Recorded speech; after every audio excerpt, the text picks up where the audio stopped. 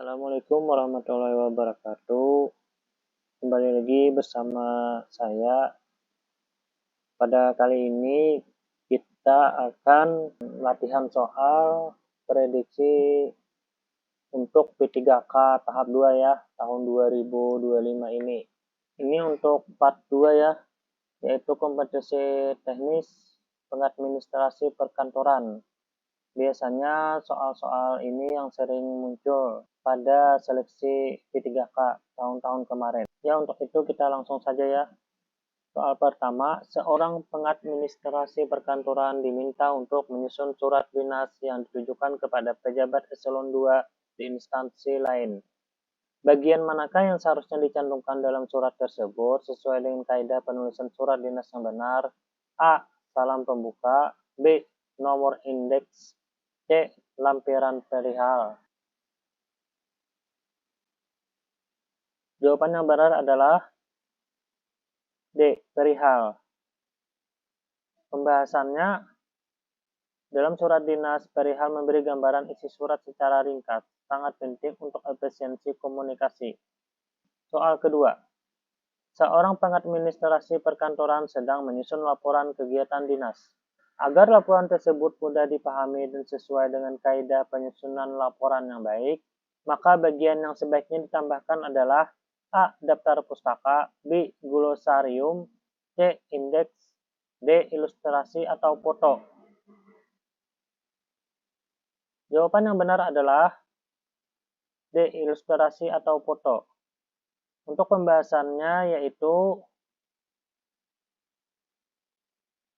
visualisasi seperti foto membantu memperjelas laporan dan memberikan bukti nyata kegiatan. Soal yang ketiga.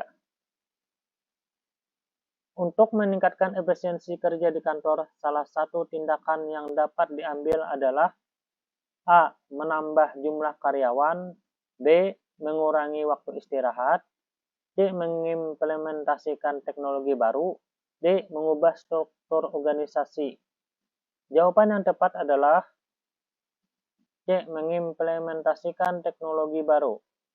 Untuk pembahasannya yaitu teknologi modern seperti aplikasi manajemen dokumen, mempercepat proses dan mengurangi kesalahan manual. Soal keempat. Apa yang dimaksud dengan manajemen perkantoran? A. Pengelolaan anggaran perusahaan. B. Pengaturan dokumen dan arsip. C. Perencanaan dan pengorganisasian tugas administrasi. D. Pembuatan laporan keuangan. Jawaban yang tepat adalah C. Perencanaan dan pengorganisasian tugas administratif. Untuk pembahasannya yaitu manajemen perkantoran berfokus pada perencanaan, pelaksanaan, pengawasan, dan evaluasi kegiatan administratif. Lanjut, soal kelima. Pengawasan dalam manajemen perkantoran bertujuan untuk A. Meningkatkan profitabilitas perusahaan. B. Memastikan standar kualitas pekerjaan terpenuhi. C. Mengurangi biaya operasional. D.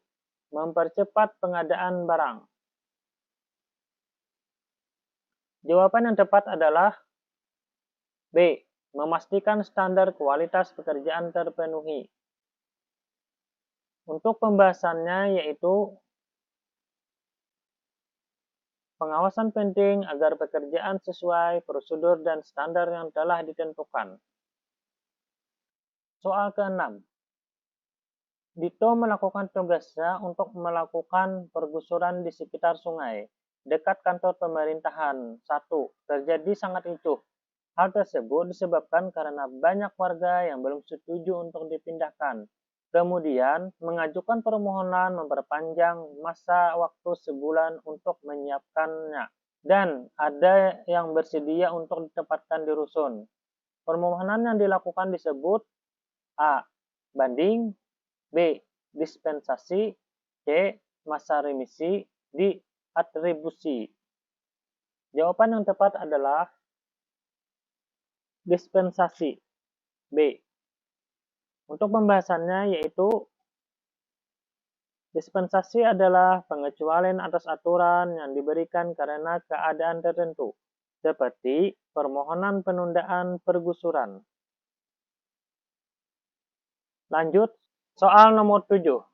Saat itu, atasan ayah tidak dapat mengikuti rapat dengan perusahaan lain karena ada kepentingan yang mendesak. Kemudian, ayah diberi kewenangan dan tanggung jawab untuk mewakili perusahaannya dalam acara tersebut. Tindakan dalam pernyataan di atas disebut A. Mandat, B. Dispensasi, C. Konsesi, D. Delegasi. Jawaban yang tepat adalah A. Mandat. Pembahasannya yaitu mandat adalah pemberian wewenang oleh atasan kepada bawahan untuk mewakili atau menjalankan tugas tertentu. Soal nomor 8. Untuk kelancaran pemeriksaan, PNS yang diduga melakukan pelanggaran disiplin dan kemungkinan akan dijatuhi hukuman disiplin berat akan dilakukan A. Evaluasi, B. Penyelesaian tugas jabatan, C. Pemutusan hubungan kerja, D. Dibebaskan sementara dari tugas jabatannya, E. Tidak diperbolehkan bepergian ke luar negeri. Jawaban yang tepat adalah D. Dibebaskan sementara dari tugas jabatannya. Pembahasannya, sanksi ini bertujuan memastikan proses pemeriksaan berjalan tanpa intervensi. Soal nomor 9. Kegiatan membandingkan dan mencocokkan data kepegawaian elektronik yang telah disahkan dan diakui sumbernya dengan data kepegawaian PNS kemudian disiapkan dalam media elektronik baru dan terpisah yang digunakan untuk pemangku kepentingan adalah istilah lain dari A. Rekonsiliasi data, B. Backup data, C. Validasi data, D. Pengelolaan data. Jawaban yang tepat adalah A. Rekonsiliasi data. Pembahasannya, proses mencocokkan dan memastikan data antar sistem atau pihak agar konsisten dan akurat. Soal ke-10. Prinsip pelayanan publik yang baik untuk mewujudkan pelayanan prima adalah A. Partisipatif, B. Transparan, C. Responsif, D. Semua benar. Jawaban yang tepat adalah D. Semua benar. Pembahasan, pelayanan prima membutuhkan prinsip partisipatif, artinya melibatkan masyarakat. Transparan, artinya terbuka. Dan responsif, artinya cepat tanggap. Nah, itu tadi adalah 10 soal P3K teknis pengadministrasi perkantoran yang sering muncul dari seleksi P3K. Saya doakan semoga kalian lulus dalam seleksi P3K maupun CPNS tahun ini. Untuk part selanjutnya dapat disimak di updatean terbaru pada channel ini. Terima kasih. Wassalamualaikum warahmatullahi wabarakatuh.